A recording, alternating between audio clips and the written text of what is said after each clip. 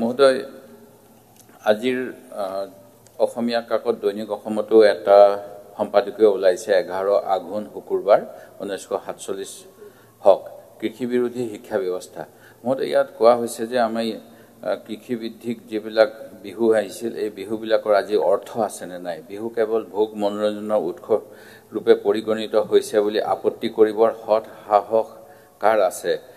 সুখকক সহায় কৰিবৰ বাবে অকমান উক্তি পঢ়ি দিছো। যি চাম অসমীয়া বা ভাৰতীয় মধ্য শ্ৰেণী মানুহৰ জন্ম হ'ল, তেওঁলোকে সমাজত বৰ মানুহ হিচাপে পৰিচয় হ'বলৈ ল'লে কোনো খেতি বা শ্ৰম নকৰাকৈ তেওঁলোকে মুদ্ৰা ব্যৱস্থাৰ যোগেদি সুখেৰে থাকিবলৈ ল'লে। আৰু তাকে দেখি চহাসকলেও নিজৰ সন্তান চাহাব হোৱাৰ স্বপ্ন দেখিবলৈ ল'লে। পঢ়া শুনা কৰে যি গুণী মানি হয় হিৰ দৰে কবিতা ৰচনা হ'ল আৰু সেই কবিতাই মানুহক বিস্তৰভাৱে প্ৰভাৱিত কৰিলে। খেতিয়কৰ পুতেক জীয়েকহঁতেও অনবৰতে লৈ ফুৰিবলৈ ধৰিলে আত্মবিশ্বাসহীনতা। যাৰ নাই ধান তাৰ নাই মান, যাৰ নাই গৰু সি সবাতোকৈ সৰু আদি প্ৰবচন অচল হৈ আহিল। দুটাকৈ ভঁৰাল থকা মানুহে যি গৰ্বেৰে সমাজত ঠাই পাইছিল তাৰ ঠাই পালে আন ধৰণে ধনী হোৱা মানুহে। লাল বাহাদুৰ শাস্ত্ৰী জয় জৱান জয় কিষাণ শ্লোগানেও যি প্ৰেৰণা দিব পাৰিছিল সেয়া সোনকালে নিৰ্বাপন হ'ল। আৰু মহোদয়, অন্য এটা কথা হ'ল যে কলেজীয়া শিক্ষা ব্যৱস্থাটো ছেমেষ্টাৰ ব্যৱস্থা আহিলে। ছেমেষ্টাৰ ব্যৱস্থাৰ ফলত আগতে যেনেকৈ খেতি পথাৰলৈ ছাত্ৰ ছাত্ৰী যুৱকসকল যাব পাৰিছিল, এতিয়া তেওঁলোক যাব নোৱাৰে, যিহেতু ছেমেষ্টাৰ উত্তীৰ্ণ নহ'লে তেওঁলোকে নামভৰ্তি কৰিব নোৱাৰিব। পৰীক্ষাৰ আৰু আহাৰ শাওণ কাটি কোনো সময়তে পৰীক্ষা নোহোৱাৰ কথা নাথাকে। মহোদয়, এই গোটেইবিলাক বিষয় আৰু লগতে আমি যদি অসমৰ কৃষিৰ কথাখিনি চাওঁ, এই কৃষিৰ ক্ষেত্ৰত আমি দেখা পাম যে আমাৰ অৰ্থনীতিৰ মূল ভেটি কৃষি আৰু ইয়াৰ সংলগ্ন খণ্ডসমূহ, য'ত ৭৭% অধিক পৰিয়ালে নিৰ্ভৰ কৰে। উদ্যান শস্য, পশুপালন, মৎস্যপালন, পাট মুগা এৰি, খাদ্য প্ৰস্তুতিকৰণ আদিৰ দৰে সমগ্ৰ সংলগ্ন খণ্ডসমূহ উন্নত হ'লে গ্ৰাম্য অৰ্থনীতিৰ বহুমুখী উন্নয়ন হ'ব। এই খণ্ডসমূহত নতুন প্ৰযুক্তিৰ প্ৰয়োগ, আধুনিকৰণ, ঋণ সুবিধা, বজাৰ সংযোগ আদিৰ প্ৰয়োজন। কৃষকৰ অৰ্থনৈতিক স্থিতি আৰু সমস্যা সমাধানৰ প্ৰয়োজন।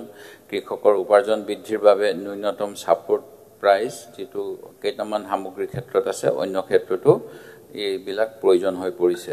মহোদয়, মই দুটামান তথ্য আছে যে অসমত আমি মাত্ৰ 18% খেতি পথাৰতহে হাই ইল্ড ভেৰাইটিৰ খেতি কৰোঁ। ঠিক তেনেকৈ আমাৰ কিষাণ ক্ৰেডিট কাৰ্ড 27 লাখতকৈ অধিক খেতিয়ক আছে। ডাইৰেক্টৰেট অফ আছামৰ এটা 22-23 চনলৈকে হোৱা তথ্য অনুসৰি মাত্ৰ 4,82,000 কৃষকৰহে সহজতে ঋণ ল'ব পৰাকৈ খেতিৰ কিষাণ ক্ৰেডিট কাৰ্ডৰ সুবিধা আছে। তেনেকৈ জলসিঞ্চনৰ ক্ষেত্ৰত যোৱা সময়ছোৱাত বতৰৰ ওপৰত নিৰ্ভৰ কৰিব লগা হৈছে আৰু ডেভিয়েশ্যন ফ্ৰম নৰ্মেল ৰেইনফল হৈছে 2020 চনত 11%, 2021 চনত -23% ডেফিচিয়েঞ্চি, আকৌ 2022 চনত +7%। এনেকৈ যদি বতৰৰ তাৰতম্য হয়, সময়মতে বৰষুণ নহয়, তেতিয়াও আমাৰ খেতিয়কসকলৰ সমস্যা হয়। ঠিক তেনেকৈ মহোদয়, আমি পঞ্জাৱৰ গ্ৰীণ ৰিভলিউচনৰ সময়ত খেতি নকৰাৰ বাবে আমি কিজানি কেঞ্চাৰৰ দৰে বেমাৰৰ পৰা হাত সাৰি আছোঁ, যিহেতু তাত বহুত সেই সময়ত ফাৰ্টিলাইজাৰ ব্যৱহাৰ কৰা হৈছিল। কিন্তু আজিকালি কিছুমান ভাল ফাৰ্টিলাইজাৰ অহাৰ পিছতো অসমত ফাৰ্টিলাইজাৰৰ ব্যৱহাৰ যথেষ্ট কমি গৈছে। নাইট্ৰজেন আছিলে 2020 চনত 190 আৰু সেইটো 22-23ত 177.98। ফছফৰাছ আছিলে 51.5, সেইটো 2022-23ত 49.32। পটাছৰ ক্ষেত্ৰত 47.77ৰ পৰা 28.68 হৈছেগৈ। নাইট্ৰজেন ফছফৰাছ যদিও ষ্টেবল আছে, পটাছ ড্ৰপ হোৱাৰ কাৰণে ইমবেলেঞ্চ হ'ব পাৰে NPK ৰেচিঅ'টো।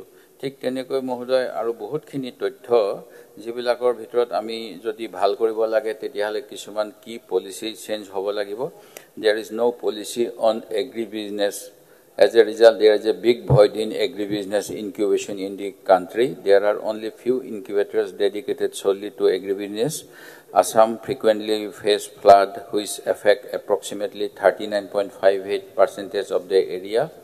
ব্ৰহ্মপুত্ৰ বৰাক ৰিভাৰৰ এইবিলাক চৰকাৰী আপোনাৰ মেইনটো আছিলে এগ্ৰিকালচাৰ মই এগ্ৰিকালচাৰৰ ওপৰতে কৈ আছোঁ কাৰণ এইবিলাক যদি সুবিধা নিদিয়ে এতিয়া ফাৰ্মাৰৰ উন্নতি নহ'ব ইণ্ডাষ্ট্ৰীৰ কথাখিনি মই ক'ম তাত ৰিপ্লাইটো নাপাব সেইকাৰণে মই দুইটা দি আছোঁ মই দুইটা ইণ্ডাষ্ট্ৰীৰ লগতো জড়িত কৃষিক সেই গতিকে মই বিচাৰিছিলোঁ যে প্ৰয়োজন সাপেক্ষে অকল কৃষি হিচাপে নাৰাখি ইণ্ডাষ্ট্ৰী হিচাপেও কৰিব লাগে দ্বিতীয়তে ডিজিটেল মাৰ্কেটিঙৰ কথা আছে আমাৰ তেলেংগানা বা অন্যান্য ৰাজ্যত যিমান ডিজিটেল মাৰ্কেটিঙৰ প্লেটফৰ্মত কৃষক সোমাই আছে আমাৰ অসমত তাতকৈ একদম নগণ্য আনকি নাগালেণ্ডত যদি 380জন ফাৰ্মাৰে ডিজিটেল প্লেটফৰ্মত আছে অসমত 200তকৈ অলপ বেছি সেই গতিকে এইবিলাক হ'ল বৰ্তমান সময়ৰ আহ্বান সেই গতিকে অকল কৃষি হিচাপে নহয় ঠিক তেনেকৈ মহোদয় আৰু অকণমান সময়লৈ মই কেঁচা চাহপাতৰ ন্যূনতম সমৰ্থন মূল্য নিৰ্ধাৰণৰ দাবী ৰাষ্ট্ৰীয় মন্ত্ৰীলৈ স্মাৰকপত্ৰ ক্ষুদ্ৰ চাহ খেতিয়কসকলৰ আৰু এই বিষয়ত লগতে